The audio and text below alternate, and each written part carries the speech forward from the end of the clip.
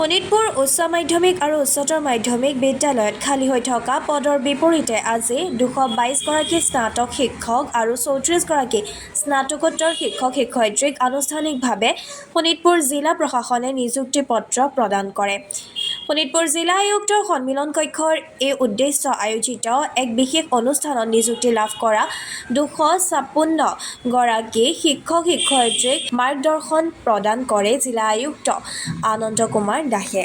শোণিতপুৰ জিলা বিদ্যালয় শিক্ষা বিভাগৰ জিলা বিষয়া তথা শোণিতপুৰ জিলা সংমণ্ডলৰ বিদ্যালয়সমূহৰ পৰিদৰ্শক প্ৰভাত দাস, শিক্ষা বিভাগৰ দায়িত্বত থকা অতিৰিক্ত জিলা আয়ুক্ত জেমছ আইণ্ডকে ধৰি শিক্ষা বিষয়া আৰু জিলা প্ৰশাসনৰ বিষয়াসকল উপস্থিত থকা অনুষ্ঠানটিত নিযুক্তি পত্ৰ বিতৰণ কৰি জিলা আয়ুক্ত আনন্দ কুমাৰ দাসে জিলাখনৰ বিদ্যায়তনিক ক্ষেত্ৰত উৎকৰ্ষ সাধনৰ বাবে শিক্ষক-শিক্ষয়িত্ৰীসকলে সেৱাৰ মনোবৃত্তিৰে শিক্ষকতাত জড়িত হ'বলৈ আহ্বান জনায়। জিলা আয়ুক্তগৰাকীয়ে প্ৰত্যেক শিক্ষক-শিক্ষয়িত্ৰীয়ে কোনো ধৰণৰ ঋণাত্মক দৃষ্টিভংগীৰ বিপৰীতে যোগাত্মক দৃষ্টিভংগীৰে আগবাঢ়ি শিক্ষাৰ্থীসকলৰ কল্যাণৰ বাবে সকলো মুহূৰ্ততে সষ্টম হৈ থাকিবলৈ আহ্বান জনোৱাৰ লগতে কিবা অসুবিধাৰ সন্মুখীন হ'লেও আন্দোলন বা প্ৰতিবাদৰ কথা নাভাবি আলোচনাৰ মাধ্যমে সমস্যা সমাধানৰ বাবে আগবাঢ়ি আহিবলৈ আহ্বান জনায়। আনহাতে নৱনিযুক্ত প্ৰত্যেকগৰাকী শিক্ষক-শিক্ষয়িত্ৰীয়ে যথেষ্ট মেধাসম্পন্ন, সেয়েহে গুণগত শিক্ষা প্ৰদানৰ ক্ষেত্ৰত নিজকে নিয়োজিত কৰি জিলাখনৰ শৈক্ষিক মানদণ্ড উন্নত কৰিবলৈ আহ্বান জনায়। আমি আজি অলৰেডি মাননীয় মুখ্যমন্ত্ৰী মহোদয়ে এপইণ্টমেণ্ট এটা দিছে তেওঁলোকক।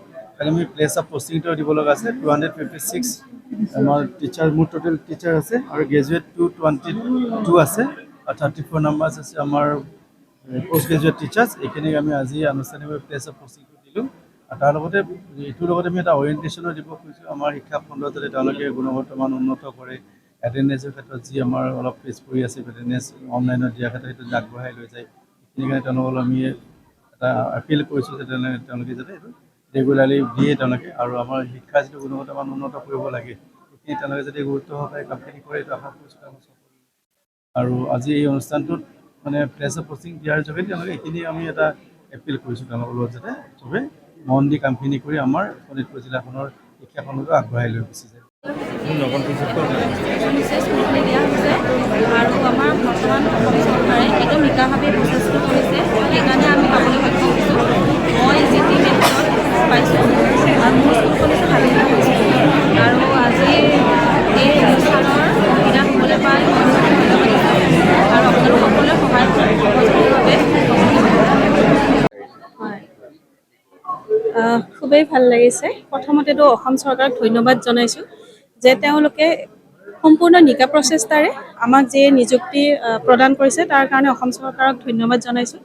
লগতে মোৰ যি সপোন আছিলে বিষয় শিক্ষক হোৱাৰ, সেই সপোনো পূৰা কৰাৰ কাৰণে মা পাপাহঁতক ধন্যবাদ দিম আৰু শিক্ষাগুৰুসকলক ধন্যবাদ দিম। লগতে মোৰ শুভাকাংক্ষীসকলকো ধন্যবাদ দিম আৰু এই সপোনটো পূৰা কৰাত অসম চৰকাৰে বহুতখিনি সহায় কৰিছে, তাৰ কাৰণে ধন্যবাদ জনাইছোঁ। হয়, সৰুৰ পৰাই আছিলে। সৰুৰ পৰা মানে যেতিয়াৰ পৰা স্কুল যোৱা ষ্টাৰ্ট কৰিছিলোঁ, সকলোৰে আদৰ্শ শিক্ষক থাকে। মোৰ সেনেকৈ বাইদেউ এগৰাকী আছিলে, সেই বাইদেউগৰাকীক আদৰ্শ হিচাপে লৈ সপোন দেখিছিলোঁ এসময়ত ময়ো শিক্ষক হ'ম বুলি আৰু সেই সপোন আজি পূৰ্ণতা পাবলৈ গৈ আছে। আৰু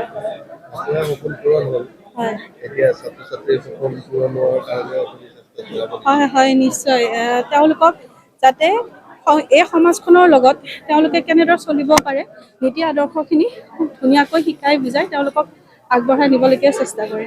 ধন্যবাদ।